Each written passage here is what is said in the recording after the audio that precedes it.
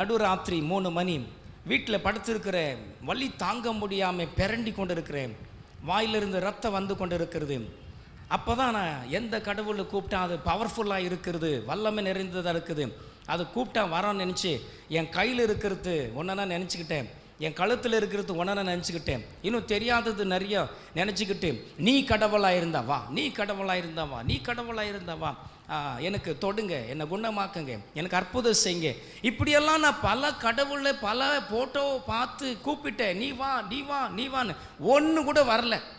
அப்போ தான் இந்த அம்மா கொடுத்துருந்தாங்கல்ல இந்த மாத பத்திரிக்கை, இந்த மாத பத்திரிக்கையை நெஞ்சு மேலே வச்சுக்கிட்டு, இயேசுவே நீங்கள் தான் வானத்தையும் பூமி உண்டாக்கினு அந்த அம்மா சொல்லிச்சு. ஆதியாம் புஸ்தகத்தில் அப்படியா இருக்கிறதா, யோவான் சுவிசேஷத்தில் நீங்கள் வார்த்தையாக இருக்கிறீங்கன்னு சொல்லியிருக்கிறாங்க. இந்த வார்த்தையில் வல்லமை இருந்துச்சுன்னா, இந்த வார்த்தையின் மூலமாக வானத்தையும் பூமி உண்டாக்கப்பட்டிருந்தால், எனக்கு நோய்பட்டு நான் இப்போ கஷ்டப்பட்டு கொண்டு இருக்கிறேன், நீர் ஜீவனுள்ள தேவனாக இருந்தால் எனக்கு ஜீவனை தந்தால் ஜீவ காலமெல்லாம் உமக்கு நான் ஊழியம் செய்வேன் என்று ஒப்பு கொடுத்தேன். ஹல்லேலூயா, ஹல்லேலூயா. சொன்ன மாத்திரத்தில் உயிர் பிரிஞ்சிச்சு. அதுதான் நடந்தது. சொன்ன மாத்திரத்தில் என் உயிர் பட்டுன்னு பிரிஞ்சிச்சு. அப்போது ஒரு புகை போல அந்த ஆத்மா, அந்த ஜீவன் ஆத்மான்னு சொல்லுவாங்க, அப்படி பிரிஞ்சிட்டு ஒரு வெள்ளையா மேக போல் ஒரு வெள்ளையா புகையா வெளியே வருது. வெளியே வந்தால் அது அந்த புகையிலிருந்து அந்த என்னுடைய சரீரத்தை நானே பார்க்குறேன். அப்படியே விழுந்து கிடக்கிற அந்த புகை அப்படியே என்ன ஆகுது, அப்படியே கோல் கோலாக ரோண்டா திரும்பிக்கிட்டு அப்படியே கார்னரில் போகுது. அப்போ தான் கர்த்தருக்கு ஸ்தோத்திரம், மின்னல் மாறி ஒரு கரம், மின்னல் மாறி ஒரு மகிமை நிறைந்த வல்லமை நிறைந்த கரம், அந்த கரம் அந்த கார்னரில் போகும்போது அந்த புகை மாறி என் ஜீவன், என் ஆத்மா, அப்படியே அந்த கரம் வந்து என் ஆத்மா ஜீவனை பிடிச்சு கொண்டு மீண்டுமாக அப்படியே வந்து என் சரீரத்தில் வச்ச உடனே மூச்சு திணறி எழும்பி பார்க்குறேன். அந்த வீடெல்லாம் மகிமை நிறைந்திருந்தது. அந்த வீடெல்லாம் வெள்ளையான மகிமை, அந்த பிரசன்ஸ் நிறைந்தது. நான் பேய் பூதோன்னு எழும்பி கண்ணை விட்டு கண்ணை தேய்ச்சி பார்க்குறேன். கர்த்தருக்கு யாருமே தெரியல, புகையா தெரியுது, யாருமே தெரியல, அந்த மேகம் தெரிகிறது, அந்த மகிமை தெரிகிறது. நானும் பேய் பூதோன்னு கத்த ஆரம்பித்தேன். அப்போ தான் ஒரு மெல்லிய சத்தம், சொல்லப்போனால் அந்த மாதிரி சத்தம் என் வாழ்க்கையிலே கேட்டிருந்ததில்லை. எத்தனையோ கடவுள் முன்னாடி ஃபோட்டோ முன்னாடி விற்கிறதுக்கு முன்னாடி போய் பேசியிருக்கிறேன், எதுவுமே பேசலை. ஆனால் ஜீவனுள்ள ஏசப்பா வந்து என் நடுவில் நின்று அவர் என்னோட பேச ஆரம்பித்தார். ஹல்லேலூயா. அங்கேருந்து ஒரு சத்தம் வருது, இங்கேருந்து ஒரு சத்தம் வருது, இங்கேருந்து சத்தம் வருது. நான் அப்படி முழிச்சு பார்க்குறேன், என்னடா இப்படி ஒரு சத்தம் வருது, என் காதில் வந்து சத்தம் வருது. நான் தான் வானத்தையும் பூமி உண்டாக்கின தேவன், நான் தான் உனக்காக ஜீவனை தந்த தேவன், நான் உன்னை ரட்சிக்க வந்த தேவன், நான் உன்னுடைய தேவனாய் இருக்கிறேன். சொல்லுங்களேன் அல்லேலூயாவே, அல்லேலூயா. அந்த தேவனுடைய வார்த்தை எனக்குள்ள வரும்போது என் வாழ்க்கையே தலைகீழாய் மாறினது. பட்டுன்னு என் நோயெல்லாம் போயிட்டு, பட்டுன்னு என் வாழ்க்கையில் இருக்கிற அந்த கட்டு, அந்த பிரச்சனை, அந்த போராட்டம் எல்லாமே கிளியர். ஒரு புது மனுஷனாக ஒரு புது உடம்பை பார்க்கிறேன், புதிய இருதயத்தை பார்க்கிறேன், புது கண்களை பார்க்கிறேன். என்னை பார்க்கும்போது நான் புது மனிதனாக தெரிகிறேன். அவர் எனக்குள்ள வரும்போது நான் ஒரு புது மனிதனாக மாறினேன். என் பாவத்தெல்லாம் அவர் மன்னித்து விட்டார், என் சாபத்தெல்லாம் நீக்கி விட்டார், என் நோயெல்லாம் குணமாக்கிட்டார். அவர் எனக்குள்ள வாசம் பண்ணும்போது ஒரு மகிழ்ச்சி, ஒரு அல்ல சொல்லுங்களேன், அந்த மாதிரி சந்தோஷம், அந்த மாதிரி ஒரு சமாதானம் என் வாழ்க்கையில் பார்த்ததே இல்லை. சமாதானத்துக்காகத்தான் நிறைய கடவுளை தேடி போனேன், எங்கேயுமே சமாதானம் கிடைக்கல. ஏசப்பா அவருடைய வார்த்தை சத்தம் என் காதில் எனக்குள்ள வரும்போது எனக்குள்ள ஒரு மகிழ்ச்சி. அல்லேலூயா, சொல்லுங்களேன் ஒரு அல்லேலூயா.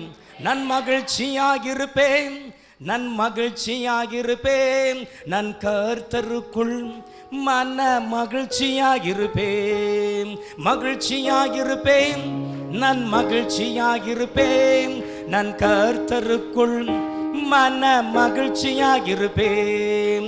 அல்லேலூயா பாடுவேன், அவர் நாமத்தை உயர்த்துவே, அல்லேலூயா பாடுவே, அவர் நாமத்தை துதிப்பே.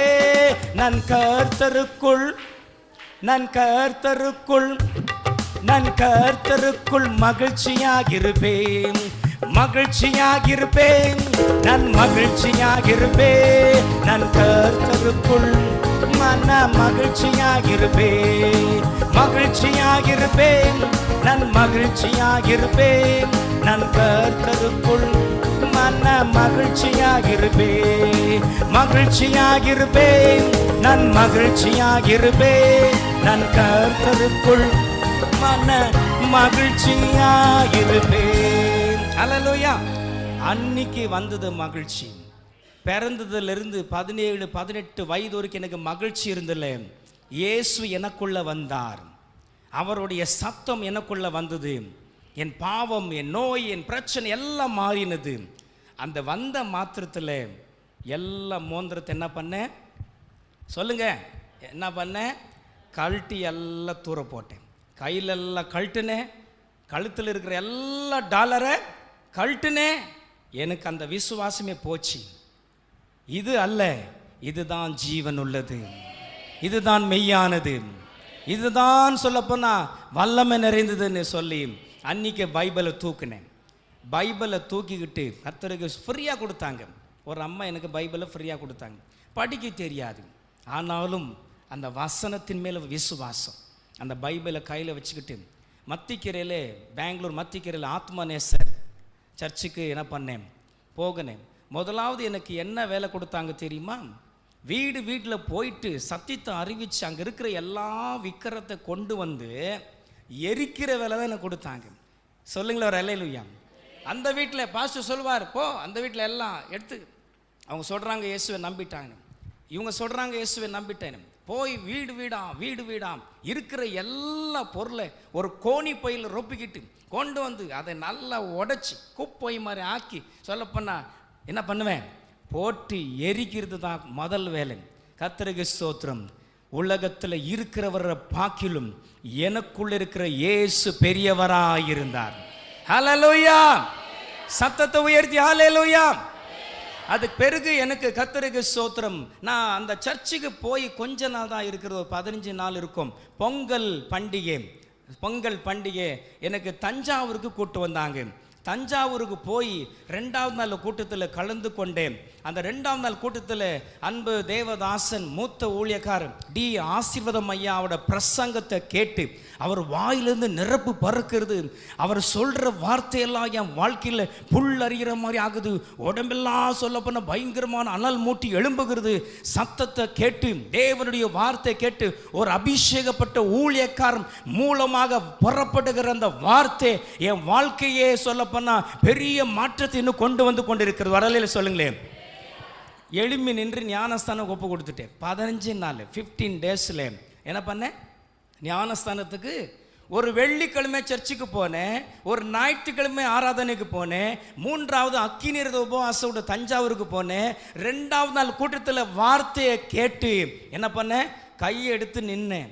அந்த அம்மா சொன்னாங்க, எனக்கு ட்ராக்ஸ் கொடுத்தாங்கல்ல மாத பத்திரிகை, ஜெபசீலன் உக்காரு அது உனக்கு தெரியாது. அப்போ சூரி தானே, சூரி கீழே உட்கார, அது உனக்கு தெரியாது, இன்னும் கொஞ்ச நாள் போட்டோம், ஒரு 6 மாதம் போட்டோம், ஒரு வருஷம் போட்டோம். பாவ மன்னிப்பு என்று ஞானஸ்தானன் ஊழியக்கார் மூலமாக பேசி கொண்டிருக்கிறார்.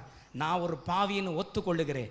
என் பாவ மன்னிப்புக்கென்று நான் என்ன பண்ணுறேன், மனம் திரும்பி ஞானஸ்தானத்தை எடுத்து கொடுக்குறேன்னு சொல்லி அன்பு டி ஆசீர்வாதம் ஐயா அவர்கள் மூலமாக நான் அந்த நாளில் கிட்டத்தட்ட 2000 மக்கள் ஞானஸ்தானம் கொடுக்கும்போது நானும் ஒப்பு கொடுத்து ஞானஸ்தானம் எடுத்து கர்த்தருக்கு ஸ்தோத்திரம் ஆகட்டும். ஒரு சபையில் விசுவாசியாக தான் இருந்தேன். விசுவாசியாக இருக்கிற என்னை கர்த்தர் ஊழியக்காரனை மாற்றி வரங்களினால் கிருபையினால் நிரப்பி இன்னைக்கு கர்த்தருக்கு ஸ்தோத்திரம் ஆகட்டும் உலகம் முழுவதும் சென்று அவருடைய ராஜ்யத்தின் சுவிசேஷத்தை சொல்லிக்கொண்டு அவருடைய நாமத்தை மகிமைப்படுத்தி கொண்டிருக்கிறேன். ஹல்லேலூயா.